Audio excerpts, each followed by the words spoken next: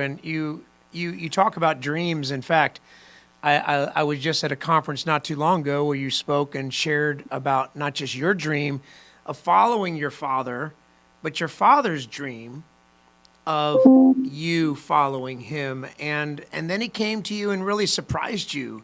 I love that story, and because it speaks so much to that. Would you mind sharing a little bit of that? Ab- Absolutely. So, I grew up in my father's home, pastor. I have two other siblings. I have an older sister and a younger sister. My parents, especially my father, had dreams. I had dreams. I shared his dreams of being, his follower and his eventually becoming the pastor of the church.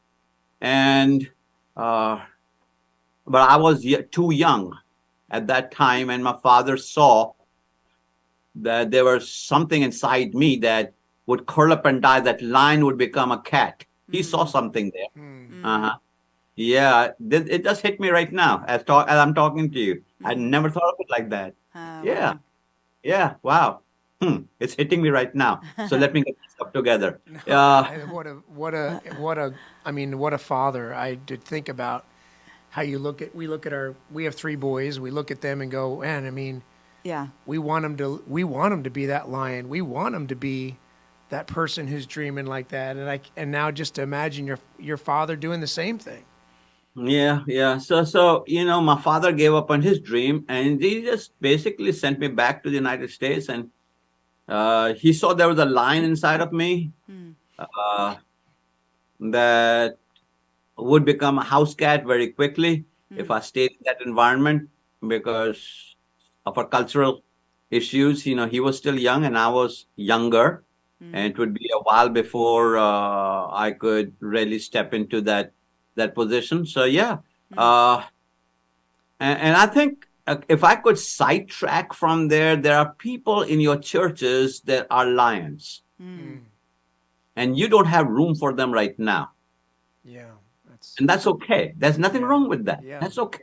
sure. But you do have to wrestle with, but I'm going to be accountable for this lion.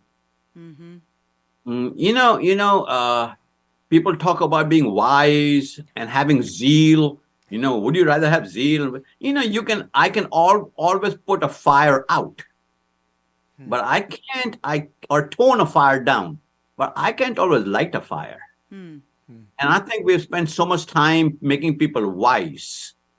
In the process, we've taken the lion out of them and let them become a house cat. And so they get along with everybody. They're good with everybody. Everybody loves them. Mm. Nobody's ever upset with them. And what a shame.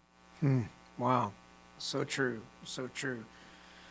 One of your most popular books, I'm sure, is Leadership Pain.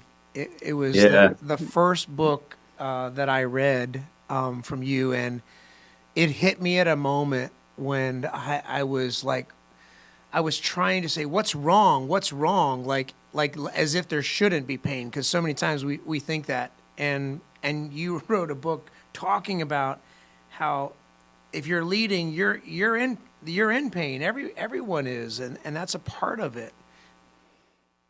Yeah. I never expected that to become the the seller that it is. I hate to call it a seller Yeah. because we're talking about a very, very crucial subject here. Mm. And the way that came about, and I'll tell you a little bit about that, the way that came about was I'm a student of leaders. I'm a student of leaders.